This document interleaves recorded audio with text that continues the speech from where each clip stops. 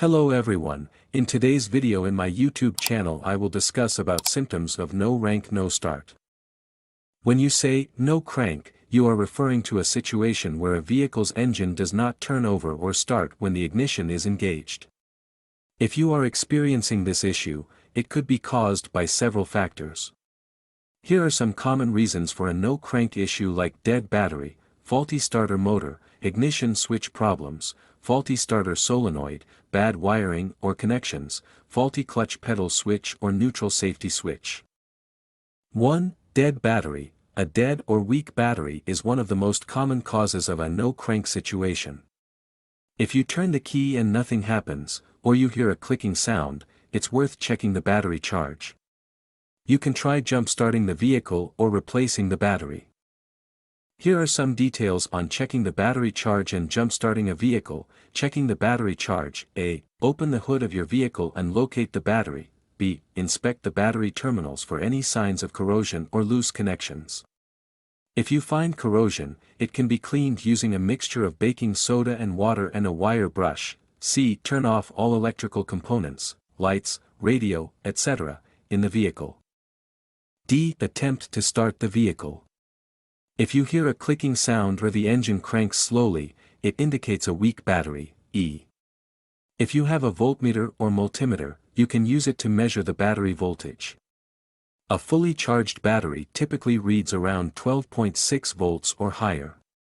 Anything significantly lower indicates a weak or dead battery. F. If you don't have a voltmeter, you can try jump-starting the vehicle to see if it starts. If it does, it's likely a battery issue. Jump-starting the vehicle. A. Obtain a set of jumper cables and locate a second vehicle with a healthy battery. B. Park the two vehicles close to each other but ensure they are not touching. C. Turn off both vehicles and engage the parking brakes. D. Open the hoods of both vehicles. E. Identify the positive and negative - terminals on both batteries. The positive terminal is usually marked with a symbol or red cover, the negative terminal is usually marked with a dash symbol or black cover. F. Attach one end of the red, positive, jumper cable to the positive terminal of the dead battery. G. Attach the other end of the red, positive, jumper cable to the positive terminal of the healthy battery. H. Attach one end of the black, negative, jumper cable to the negative terminal of the healthy battery. I. Attach the other end of the black, negative, jumper cable to a grounded metal surface on the vehicle with the dead battery. Look for an unpainted metal part away from the battery. J. Ensure the cables are secure and away from any moving parts of the engine. K. Start the vehicle with the healthy battery and let it run for a few minutes. L. After a few minutes, try starting the vehicle with the dead battery. M. If the vehicle starts, let it run for a while to charge the battery. O. Keep the previously dead vehicle running for at least 20 minutes to allow the alternator to charge the battery. If your battery fails to hold a charge or consistently dies, it may need to be replaced.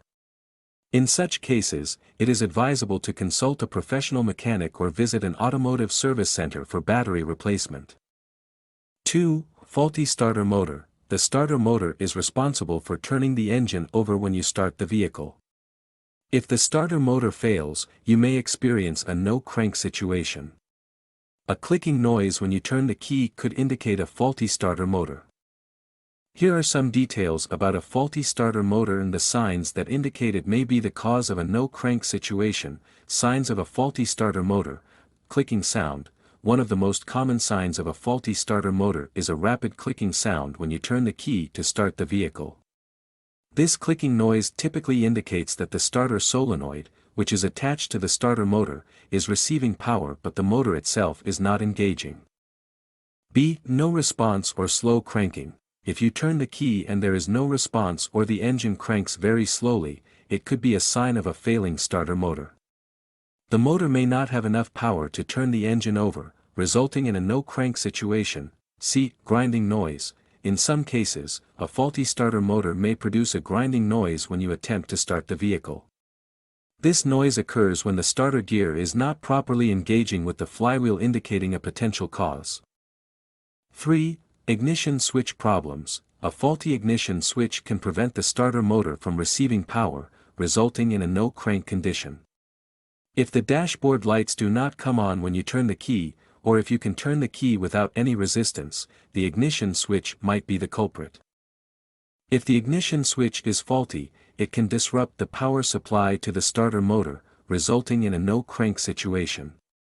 Here are some actual signs that suggest a problem with the ignition switch: no resistance or loose key. If you can turn the key in the ignition switch without feeling any resistance, or if the key feels loose, it may indicate a worn out or faulty ignition switch. In such cases, the switch may not be making proper contact to send the necessary electrical signals. 4. Faulty starter solenoid. The starter solenoid is a component that connects the battery to the starter motor.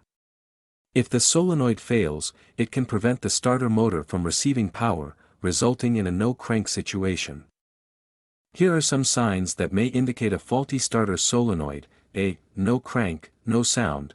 When you turn the key in the ignition, there is no response from the starter motor, and you don't hear any clicking or engagement sound.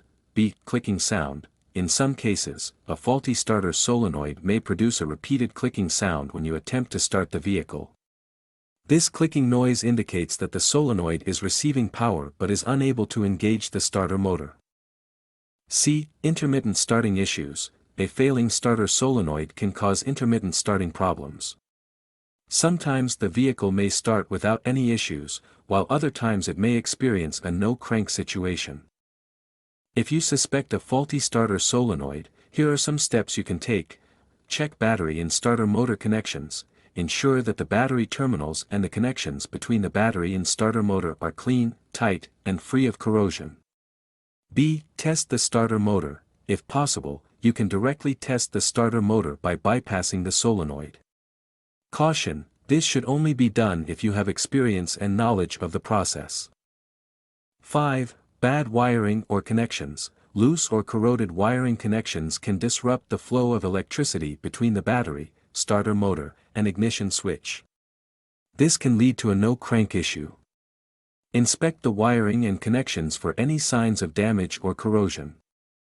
6. Faulty clutch pedal switch or neutral safety switch. If your vehicle has a manual transmission, a faulty clutch pedal switch can prevent the starter motor from engaging.